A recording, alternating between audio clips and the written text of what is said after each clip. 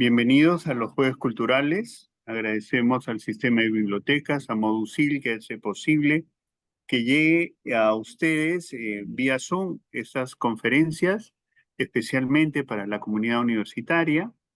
Les agradezco a todos ustedes que se hayan apuntado, que hayan venido. Nuestro autor hoy día es un conocido profesor, ha enseñado en nuestra universidad, y me voy a permitir leer un pequeño CV que me alcanzó. Es bachiller y licenciado en Economía de la Universidad del Pacífico y magíster en Administración en ESAN. Ha ocupado cargos ejecutivos y de consultoría en el sector privado y público, en finanzas corporativas y en administración estratégica. Ha dictado cursos de finanzas en la Universidad del Pacífico y en UTEC. Se ha desempeñado como asesor comercial de la Bolsa de Valores de Lima y es docente en estrategias corporativas en la Universidad Europea Monterrey de México. Es gestor cultural en el Consejo Municipal del Libro y la Lectura de San Borja y coordinador del Club de Lectores Virtuales de dicho distrito. Se ha desempeñado como conferencista en temas de literatura peruana y universal y dirigió talleres y conferencias de literatura fantástica en esta casa de estudios en el 2018 hasta el 2022. Y actualmente tenemos el gusto de tenerlo. Gracias, Mario, por aceptar esta invitación, que con tu generosidad vamos a incrementar nuestro conocimiento cada uno de nosotros. Sin mayor preámbulo, y ya te dejo con el micro. Tenemos alrededor de 40 minutos y después hay preguntas. Adelante, Mario. Muy bien, querido Quique, también a toda la comunidad USIL que está con nosotros en esta reunión, un gran abrazo y agradeciendo siempre la generosidad de esta casa de estudios que siempre es tan grata para mí y sobre todo también a Modusil, que ha permitido que esta reunión se pueda realizar. Y entonces yo quiero entrar a ustedes justamente que han escuchado mi CV, mi trayectoria de ya de 35 años en el mundo corporativo, que estoy encontrando una observación muy interesante que la quiero compartir a todos ustedes, producto también de muchas lecturas, que no son solamente finanzas, sino que también es apreciar con la observación a muchos emprendedores como ustedes que se están formando y ver ciertos comportamientos y ciertas rutas de emprendimiento que están muy a la sintonía de los mismos emprendedores. Entonces, yo quiero presentar este trabajo de observación, muy innovador en su título y que recoge justamente experiencias y conocimientos de diferentes disciplinas, porque ya ahora es un conocimiento ya totalmente compartido en la comunidad científica, que no podemos encontrar respuestas solamente en una tendencia científica, sino que tenemos que incorporar diferentes nodos, como se llama ahora en la programación, diferentes nodos de conocimiento, incluyendo las artes, por ejemplo, incluyendo el deporte, incluyendo también otras corrientes también que incorporan la imaginación, como la meditación incluso.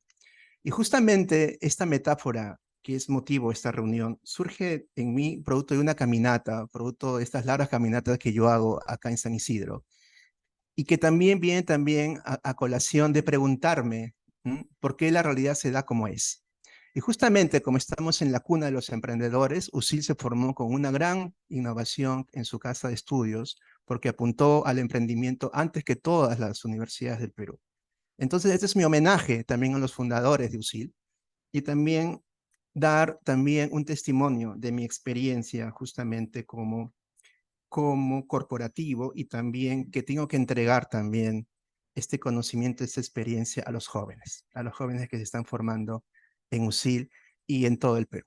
Muy bien, entonces vamos a habilitar el compartir pantalla que ya está y entonces vamos a comenzar. Justamente tenemos estos 40 minutitos de oro para compartir entre nosotros esta conferencia. Entonces, como les decía al comienzo, nuestra crianza es un software.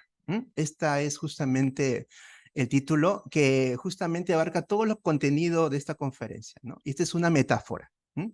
Una metáfora para los emprendedores.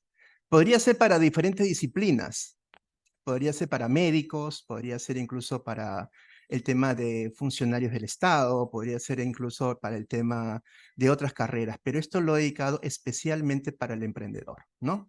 Para todos ustedes, queridos jóvenes que van a ser emprendedores y empresarios. Ujú. Así que como el tiempo es oro, vamos a comenzar.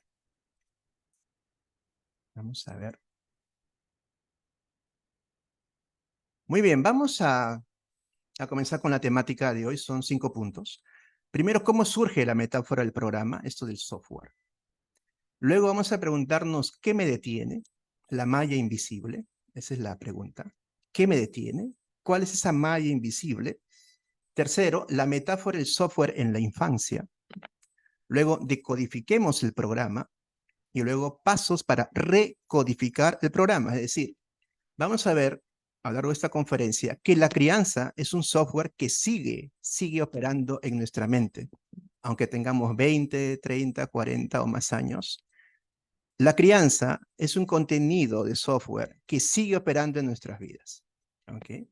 Entonces, para poder surgir más, tenemos que nosotros entrar al programa, es decir, decodificar el programa, y luego hay que recodificar el programa. Es decir, darnos cuenta que hay un programa que está operando en automático en nuestra mente, que genera acciones automáticas, incluso sin consultarnos. Decide por nosotros este programa. Entonces, lo más importante es saber que existe el programa. Entonces tenemos que decodificar el programa, entremos al programa. Pero esto solamente es la mitad del viaje. La segunda mitad del viaje es cómo recodificamos el programa. Esa es la propuesta de esta reunión de hoy y que da para una charla de 5 horas y de 80 slides, pero he querido concisarlo en lo mejor que he podido. Muy bien, como les dije en la antesala de la conferencia, esto surge justamente de ver a jóvenes emprendedores en acción que tienen grandes inicios. Es interesantísimo. Viene el entusiasmo, viene la energía, grandes resultados, grandes KPIs, buenas métricas. Todo está bien, todo va muy bien. Pero luego viene esta metáfora. ¿Cómo surge la metáfora que yo he podido observar ya como hombre corporativo? Que cae en un momento del emprendimiento el ánimo del joven emprendedor. Y si va cayendo el ánimo del joven emprendedor, al final el emprendimiento colapsa. Al final el emprendimiento colapsa. Primero que viene, y esto lo he sentido yo mucho en los equipos de los jóvenes, que primero hay una parálisis. Es como que si estuviera en un frasco. Estos frascos que nosotros conocemos en la cocina, donde se guardan diferentes objetos como menestras, trigos, es como que entraran justamente en un frasco de parálisis, ¿no? Hay un problema con la parálisis, como un frasquito que estamos ahí encogidos, ¿no? Yo lo siento mucho, incluso la mirada de esta joven lo dice todo, ¿no?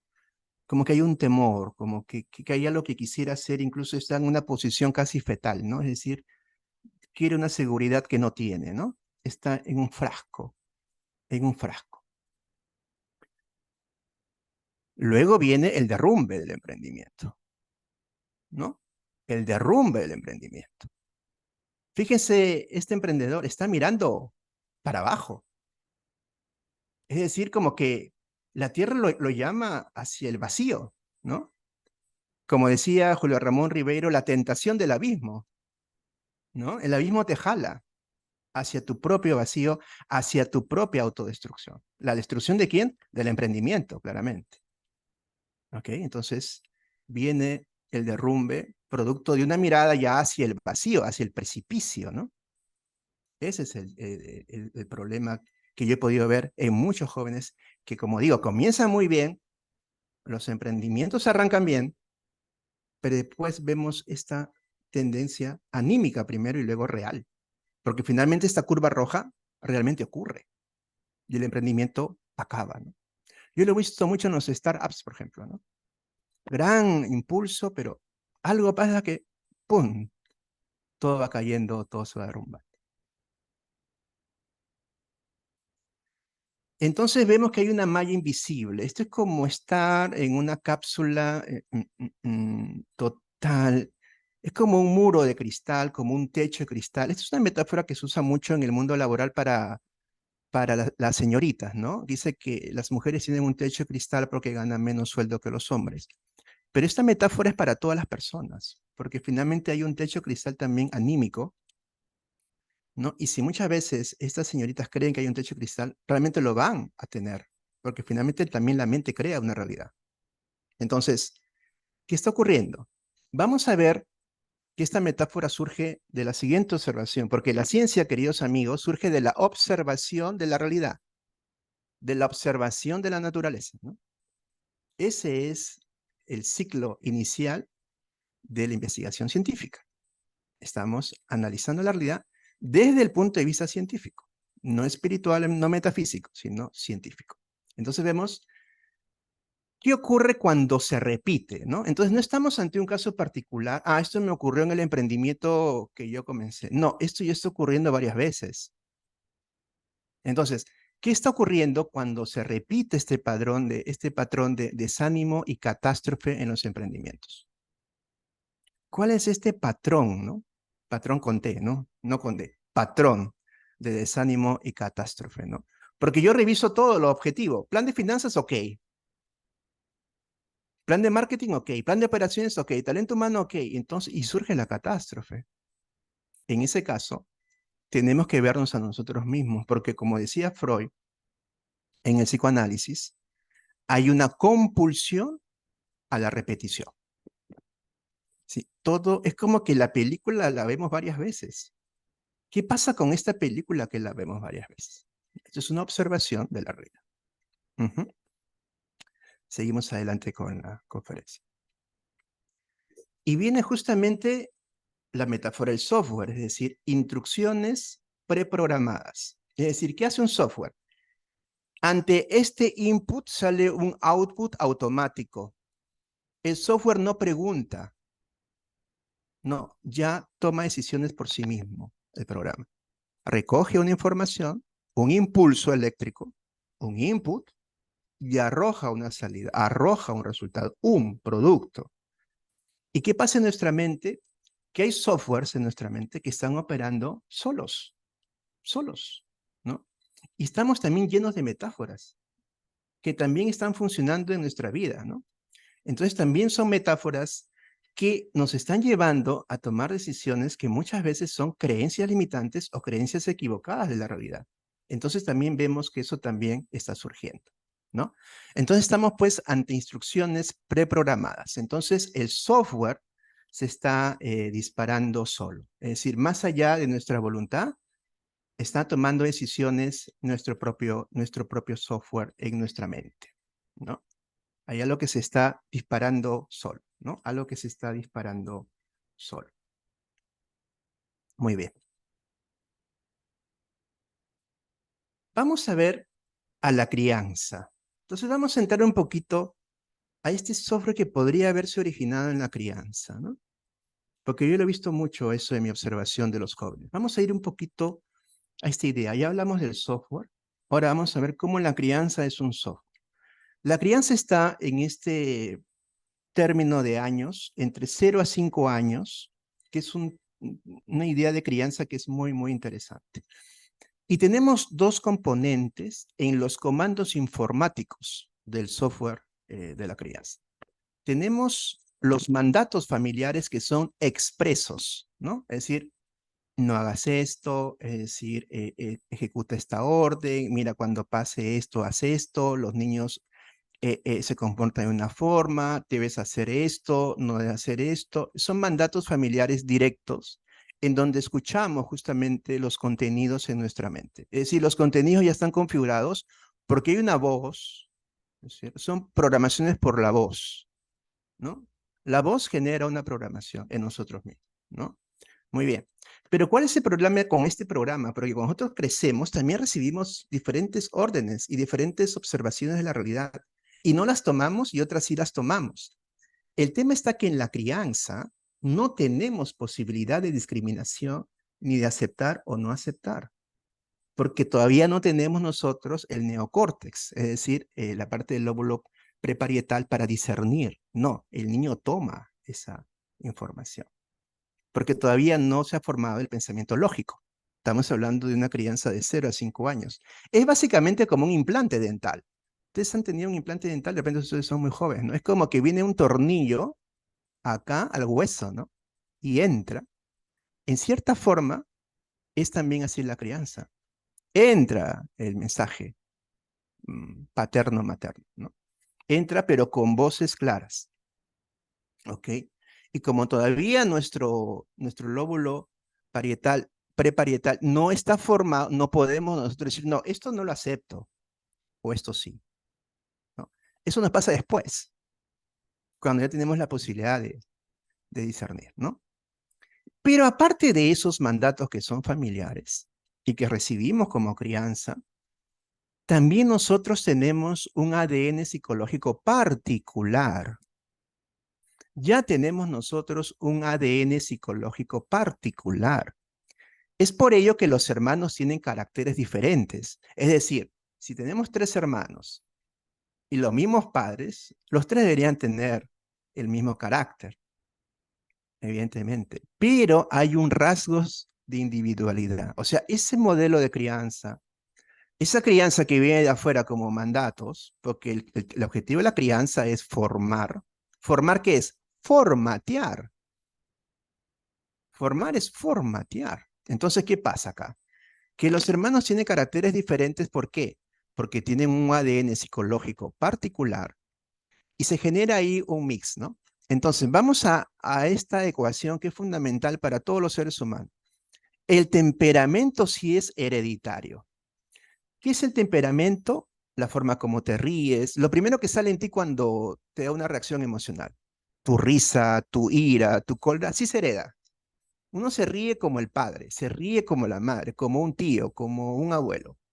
Tiene la mirada, puede ser la mirada así fuerte de alguien de la familia, ¿no? La voz de alguien.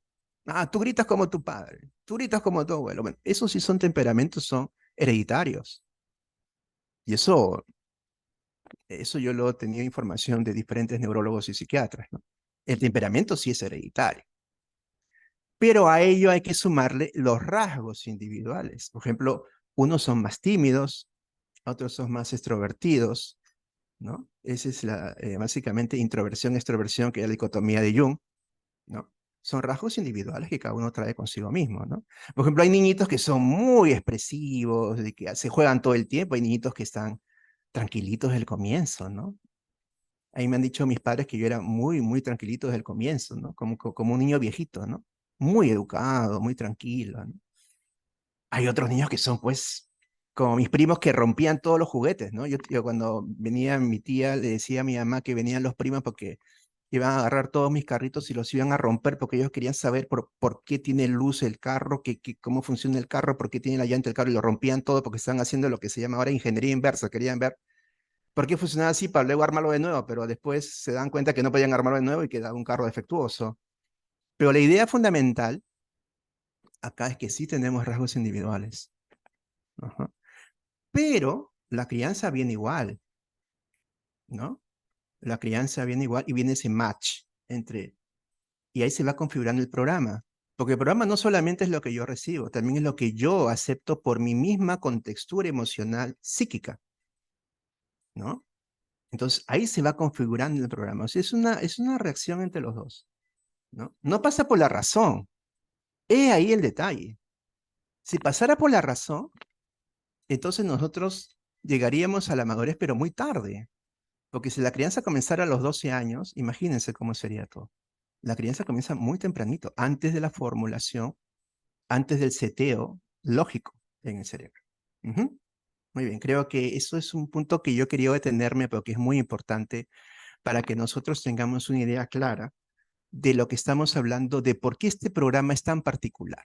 de por qué este programa no es un programa cualquiera en donde yo sí podría generar, decir, no, este programa no lo acepto, no, este programa no va conmigo. No, no se puede, porque nosotros no hemos tenido todavía la información ni la capacidad para poder tomar decisiones de que se acepte o no esta, este mandato familiar. Pero bueno, pero no solamente son las voces o los mandatos familiares. Vamos a seguir. Sino que también hay otro aspecto que también quiero tocar, que no solamente son los mandatos familiares, y eso lo vamos a ver un poquito más adelante, que es la atmósfera del hogar. Hay una atmósfera en el hogar. No es lo mismo un hogar armonioso que un hogar no armonioso. Entonces, esta metáfora también se da en un contexto del hogar, ¿no? Entonces, ese contexto también genera una programación distinta en nosotros, ¿no? Y esa atmósfera no nos dice algo a nosotros, pero está en nosotros porque convivimos en ese hogar. Nos toca porque está en el ambiente. Así como en la canción Love is in the air, el amor está en el aire, pero también hay mandatos que están soplando por todas partes. Porque si bien no lo dijeron a mí, lo dijeron a mi hermano, a mi hermana, entonces también esa atmósfera también la estoy yo tomando. Y también la historia familiar influye mucho en ese software de crianza, ¿no? Como lo vamos a ver en los siguientes slides. Así que vamos a seguir avanzando porque el tiempo nos lo pide. Entonces, bueno, con este preámbulo, vamos a abrir el programa. Vamos a abrir el programa de nuestro software. Todos lo tenemos. Lo tiene el profesor Enrique Espinosa, lo tengo yo, lo tenemos todos. Todos tenemos nuestro programa de software de crianza. Todos lo tenemos. Pero para mí, yo siempre que hablo con muchos psicólogos, yo le digo, si supiera un poquito de programación, porque yo he tenido mucho acceso a ingenieros informáticos, porque yo he generado muchos proyectos de innovación.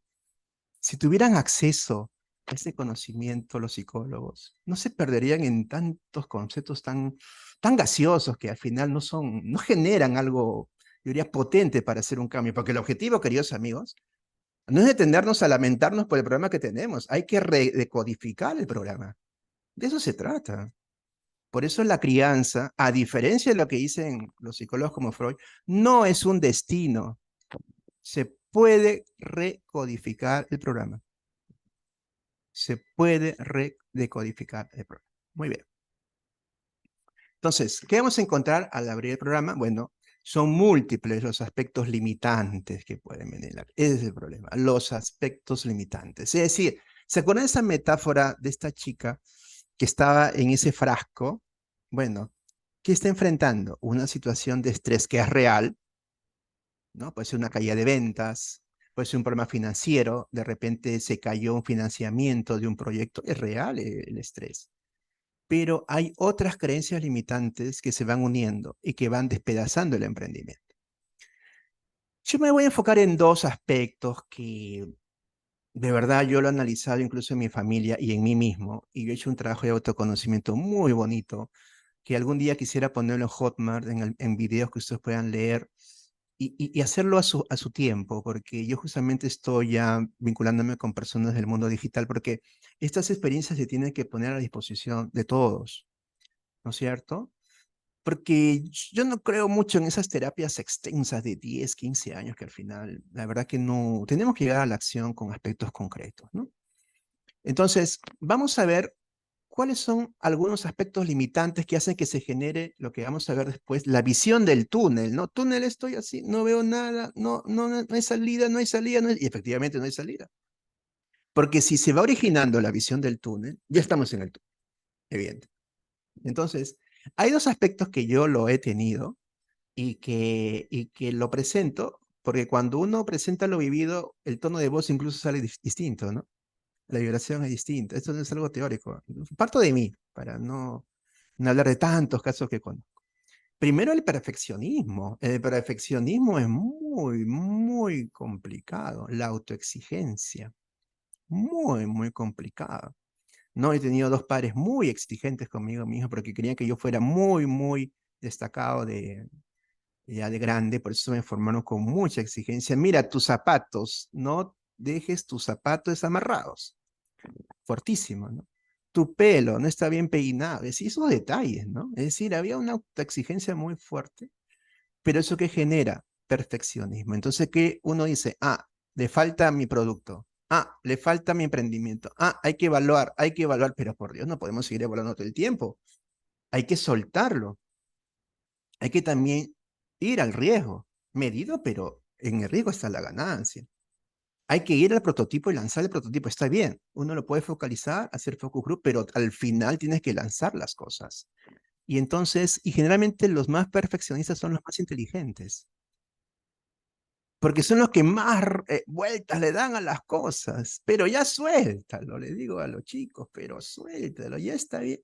Me dicen, no, no, no, Mario, hay que verlo, hay que analizar. No, ya no es necesario. Suéltalo. Y ahí vamos viendo, ahí vamos corrigiendo. Entonces, autoexigencia que viene de los mandatos claros. Luego, las quiebras familiares. Eso es muy interesante.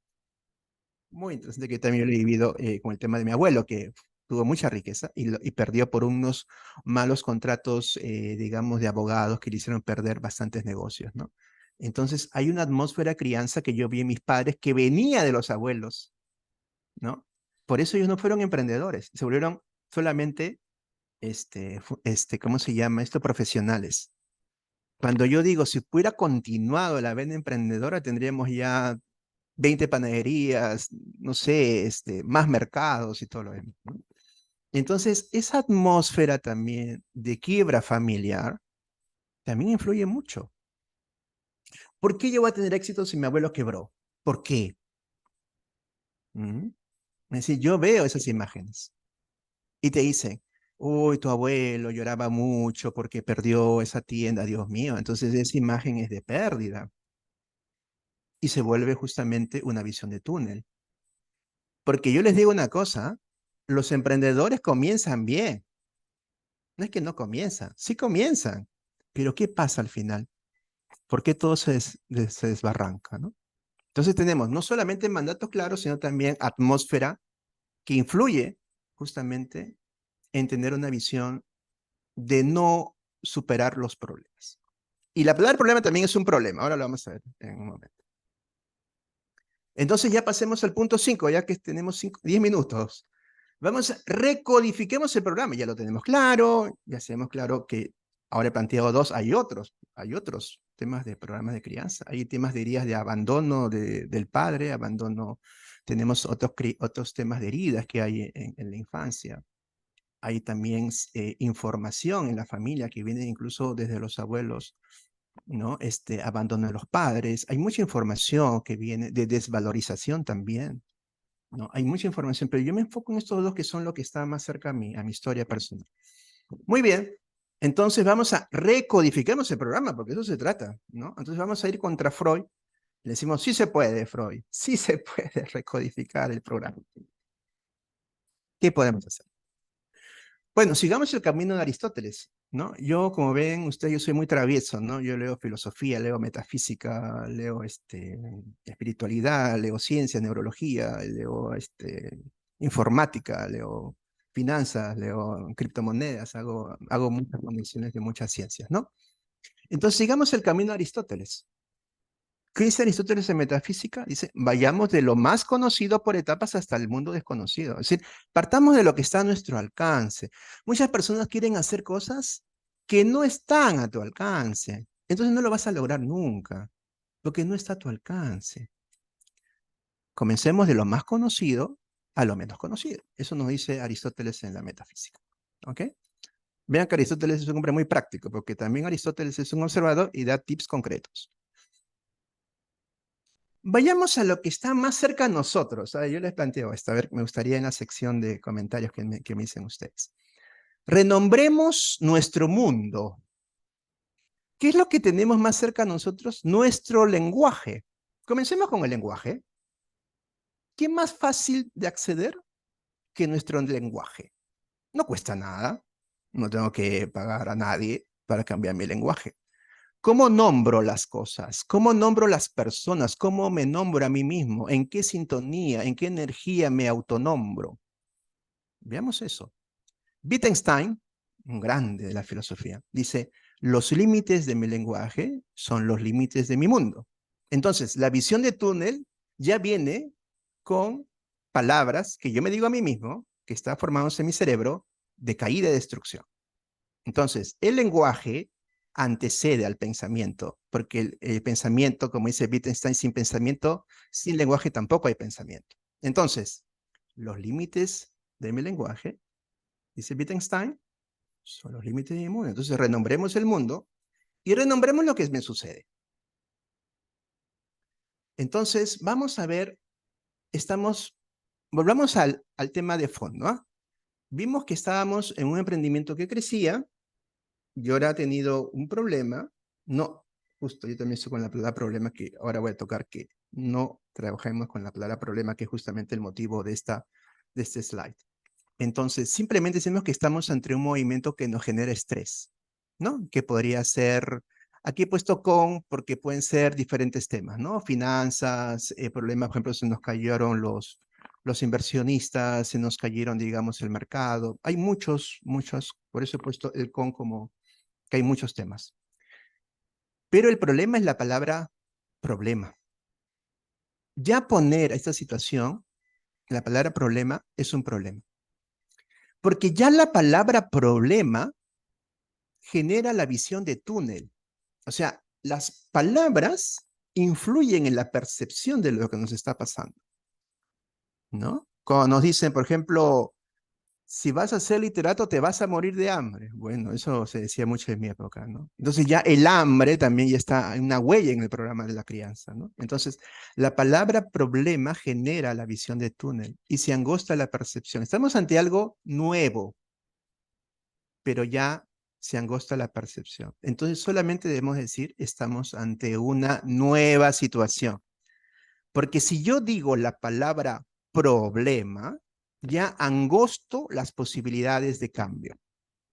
Todas las opciones que yo tengo, es decir, tengo N soluciones posibles. Pero si yo le asigno a que tenemos un problema, cambia esas opciones. Cuando de repente ese es un momento para hacer un cambio muy interesante. De repente estábamos yendo por un lugar que no tenía mercado, estábamos enfocado mal el nicho y mejor nos vemos a otro nicho. Y es mejor lo que haya ocurrido en esta etapa del emprendimiento y no cuando tengamos ya tanto dinero invertido. Pero ya la palabra problema angosta la percepción y angosta las posibilidades de solución y de cambio. Y algo que es muy importante, queridos amigos, que ustedes dirán, profesor, es así, sí es así. Ya está demostrado por la neurología. ¿Cuál es la palabra neurológica más importante que puede escuchar nuestro cerebro? Nuestro nombre. Nuestro nombre es la palabra más importante que tú puedes oír en tu vida. A ver, quiero que me pongan en su chat, por favor, sus nombres. Pónganme sus nombres. A ver, si pueden poner en el chat sus nombres, pónganme sus nombres. Mientras que vamos haciendo la reunión. Para yo nombrarlos yo a ustedes. Y van a ver que cuando yo diga sus nombres, van a sentir esa energía. ¿Ah? Vamos a seguir avanzando. Nuestro nombre, en mi caso Mario. Mario. Cuando yo escucho la palabra Mario, nuestro nombre integra la conexión del hemisferio derecho e izquierdo. Es importante el diálogo porque no es que yo me diga Mario, sino que alguien me diga Mario. Mario, Mario, Mario. Esto no se imaginan cómo activa la neurología y las conexiones entre el hemisferio derecho e izquierdo y genera las soluciones. Ajá, aquí ya me están respondiendo. Ah, qué interesante. Gerani, Natalia, Celso, Alfredo, Lina, Paula, Rafael, Yesenia, Sebastián, Julia. Bueno, dígame en este experimento, ¿qué han sentido? ¿No sienten ustedes como que la mente es como un masaje interno, genera una situación de armonía muy importante. Y no basta escuchar nuestro nombre. Fíjense ustedes lo que viene en la siguiente slide. A ver, creo que me he emocionado tanto que el slide no... lo más importante, que nuestro nombre sea con cariño.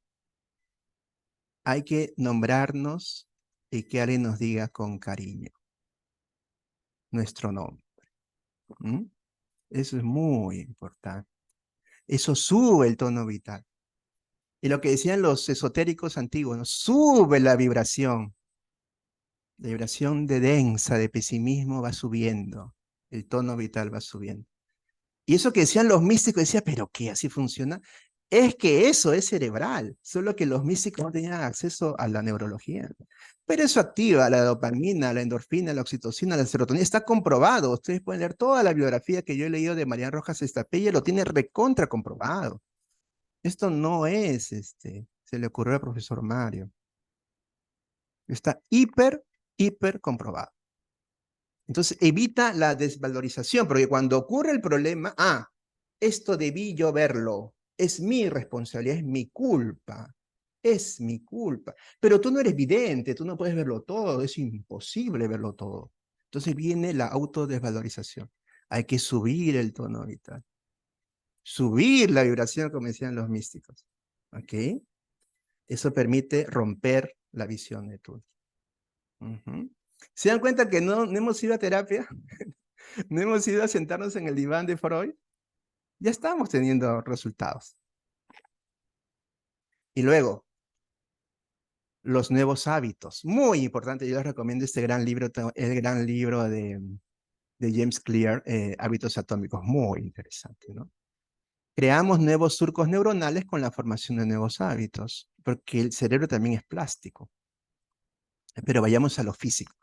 Yo no les recomiendo, amigos, ir hacia el mundo mental, es decir, autoayuda, a estas cosas de motivación, porque al final saben que son efectos efímeros, no tienen resultados de mediano plazo. Es más, hay grandes youtubers de la autoayuda que se han suicidado, ¿no? Entonces, porque solamente genera como un...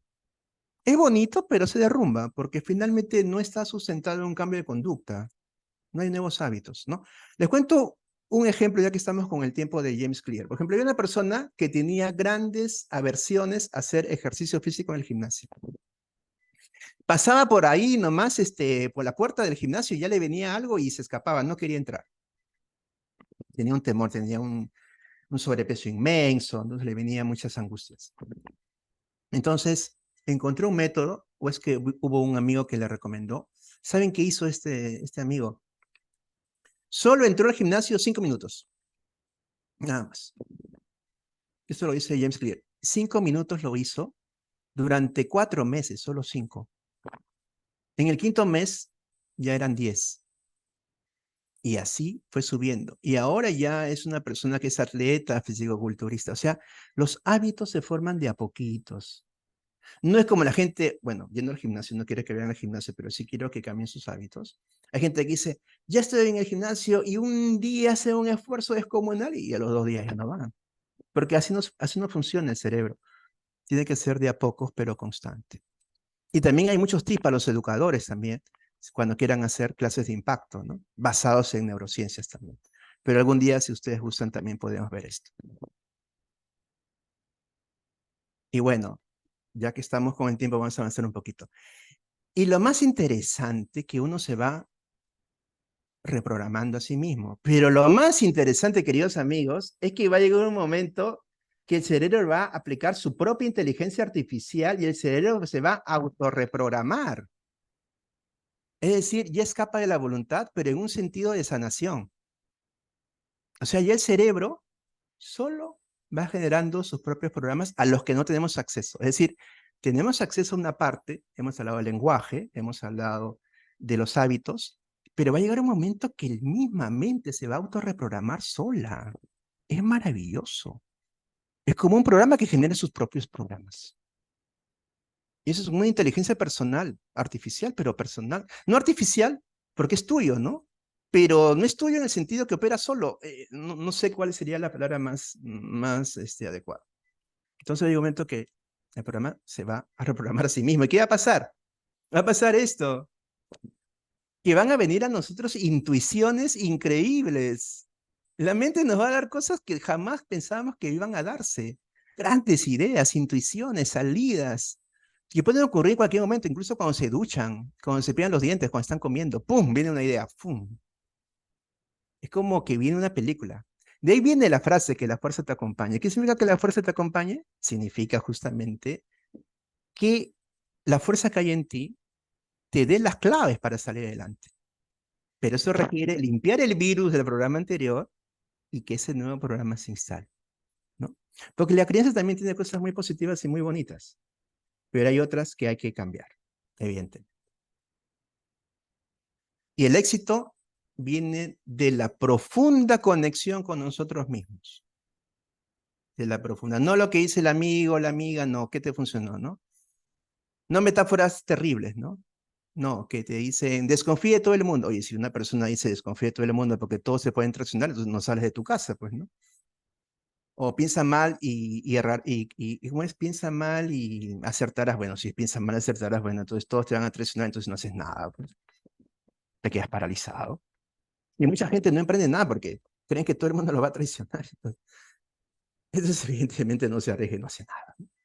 Entonces, el éxito es la profunda conexión con nosotros mismos, contigo mismo, y de ahí brota otro tipo de alianzas. Y cuando subes tu energía, vienen a ti cosas interesantes. El campo cuántico, algún día, si quieren, hablemos del campo cuántico en alguna conferencia también en el módulo. Y finalmente, muchísimas gracias, queridos amigos. Agradeceré mucho sus comentarios. Creo que ya estoy en el límite de la conferencia. Muchas gracias. Gracias, Mario. Animo entonces a que te hagan preguntas los participantes a viva voz, ¿no? Para no demorar. O si quieren lo escriben en el chat, si alguno no tiene el micro, bueno, puede escribir su pregunta y el profesor Mario, que ha sido profesor de nuestra clase de estudios, por eso hay la conexión, y gran amigo, se las va a responder. Entonces estamos en la parte de preguntas. Adelante, por favor. Muy bien, estamos en la fase de preguntas y bueno, como estamos en esta fase, vamos a aprovechar también para comentarles que nosotros tenemos ahora al alcance de nosotros muchos conocimientos que son prácticos, ¿no? Y que nos ayudan también a generar nuevos resultados. Entonces, yo estoy contento de esta posibilidad de estar con ustedes. Tiene mi contacto, el contacto del profesor Quique Espinosa, para de repente hacer de repente algún Zoom en más adelante de consultas, de preguntas. Ya, yo sé que estos conocimientos son bastante nuevos y para seguir explorando, porque podríamos haber hecho una conferencia, ¿no es cierto?, Quique, de 5 horas y de 100 slides, porque es un contenido muy amplio. Eh, pero yo y como USIL estamos nosotros siempre por su bienestar, para que ustedes tengan todas las herramientas para que surjan adelante y sean exitosos. Gracias, Mario. Mientras que vienen las preguntas, ¿podrías decirnos la próxima conferencia? Ahí hay una, por favor. ¿La puedes leer? O yo la leo. Yo quisiera saber un poco sobre lo mencionado acerca de los genes hereditarios. Tal, no sé qué dice más, tal. Tal vez qué tan cierto puede ser que uno repite los patrones familiares en la vida como de padre y de madre. Ujú. Muy bien, Luna. Sí, la pregunta es muy interesante. Actualmente se sabe que la programación genética llega sobre tu vida, tiene un impacto del 30 al 35%. Es decir, que el 65% depende mucho de tu ambiente y también de tu forma de vida, ¿no? O sea que los genes, hay una corriente que se llama la epigenética, que nos dice que ya los genes no son finalmente determinantes en tu accionar, ¿no? Por ejemplo, no necesariamente porque tu padre tuvo un problema en el corazón, tú vas a tener un problema en el corazón o algo así, ¿no? O sea, siempre hay una carga epigenética que tiene que ver con tu modo de vida y tu forma de sentir el mundo. Ahora, en cuanto al tema del carácter, hemos visto justamente que lo que sí se hereda es el temperamento, ¿ok? Las reacciones emotivas iniciales como decir, cuando uno reacciona sin discernimiento, sí son hereditarios, ¿no? La forma de reírte, la forma de enfrentar las cosas, sí son hereditarios. Ahora, ¿los traumas familiares son hereditarios? Bueno, yo les comento lo siguiente. Yo creo que los traumas familiares son transmitidos, ¿sí? Porque hay un ánimo que se siente en el niño de la crianza, pero yo no creo que haya un trauma que si tú no lo sepas, sí te influye. Yo creo que influye en tanto en cuanto tú lo has sentido en tu ambiente familiar, ¿no? Yo no creo que porque hay un trauma del abuelo que tú nunca conociste te haya influido. Yo no creo que los traumas se heredan, pero sí los traumas impactan en la crianza tanto en cuanto la información va circulando en las personas, ¿no? Ahora, sí, pero hay una cosa también muy interesante. Si una persona cree, lo crea. Hay un principio de Brian Tracy que dice, si crees, creas. ¿En qué sentido? Si hay una persona que cree que el trauma familiar se hereda, entonces se sana conociendo el trauma familiar porque para él eso tiene sentido. Si para esa persona tiene sentido, lo puede curar, sí, porque eso puede ayudarlo a autorreprogramar, en tanto que esa persona sí le considera un valor. ¿Ok? Porque también estamos aquí rozando un punto muy importante, querida Luna, el tema de las creencias. Las creencias son de uno y no de otro, ¿no? Entonces hay personas que sí. Por ejemplo, hay chamanes que curan porque mi creencia en el chamán es tan fuerte que lo empodera al chamán para darle esa fuerza para curarme. Entonces se abre tu campo, podemos decir, energético para darle cabida. Pero si yo no creo en el chamán, evidentemente no va a haber curación. Es decir, si hay una programación, si tú el programa de tu mente le das cabida para que eso sí genere un impacto, se va a dar definitivamente, porque la mente es muy poderosa, ¿no? Así que yo creo que eso es muy importante. Y en el tema de la sanación, hay tres factores que impactan. Primero, que tú creas que, que la persona que te va a sanar sí te va a sanar, ¿no? Por ejemplo, no, a mí me tiene que curar un médico, perfecto, entonces solo te va a curar un médico. Otro, creer en el proceso. Y tercero, que es muy importante, que tú aceptes esa sanación, ¿no? O sea, que tú realmente sigas la sanación que te dice. Entonces, la mente es tan poderosa que si en tu modelo de creencias esa creencia sí es importante, se va a dar. Aquí el experto, nuestro amigo Enrique Espinosa, que sabe de antropología, nos puede dar muchos ejemplos de ello, ¿no? Porque la mente es tan poderosa que sí se puede dar la sanación en el campo justamente de la mente, ¿no? De las experiencias, de lo que podemos decir, de lo que es la realidad. Y bueno, sí, tenemos todo un plan de conferencias para este mes de abril con Mausil. Entonces, hoy día ya se abrió y tenemos el próximo jueves. Ah, justamente, el próximo jueves 11 tenemos nuestro campo cuántico y el éxito. Justamente esa es la conferencia del próximo jueves, nuestro campo cuántico y el éxito, con toda la información de Yo Dispensa, con toda la información que tienen ustedes accesible, que es una metáfora también muy interesante. Si la metáfora entra en ti, sí genera un impacto. Ujú. Así es, querida Luna, y bueno, ahí también María, también ha dicho María, sí, también un saludo a María Fernanda que está con nosotros. Bueno, es, nos ha gustado tu conferencia. Hay temas que nos ha dejado perplejos, ¿no? Porque no es común, no son conocimientos que uno los lee en libros, sino que ya nos has contado la experiencia, es todo un proceso, te ha tomado tu tiempo elaborar todas estas propuestas, lo cual te felicito y nos felicitamos de poder tener de primera mano al expositor y el mensaje, ¿no? O sea, no es que hemos visto una caricatura, sino que tenemos al mensajero.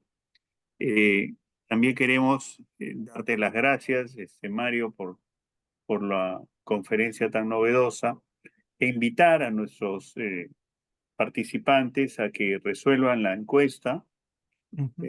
ahí que está pegada un poco y también que se apunten a venir y ver esa próxima conferencia que con ese término cuántico y con esa propuesta novedosa nos vas a ilustrar el próximo jueves. Para todos comenzamos a las 6 con el expositor que ya lo conocen, Mario Aguirre, y que, como él bien se ha autotitulado, domina muchos temas, ¿no? Es muy travieso, lee Sí. filosofía, lee literatura, hasta teología. Entonces, como vemos, le agradecemos a Mario por su vastedad de conocimientos puestas a nuestro servicio y que nosotros nos ha encantado conocernos un poco y tener, ¿no? Y hacer ese ejercicio que tú nos invitas de autoconocimiento, de ese formateo, de esa reproducción, etcétera. Entonces, ustedes que han captado más que yo, porque son más jóvenes, van a tratar de hacerlo y le van a poder preguntar la próxima semana les ha pasado, qué les ha pasado. Muchas gracias, Mario. Entonces Muchas quedamos gracias, Quique. hasta el próximo jueves. Te damos las Hasta el próximo gracias, jueves. Muchas gracias, con mucho cariño. Hasta luego. muy reconocidos. Gracias. Gracias.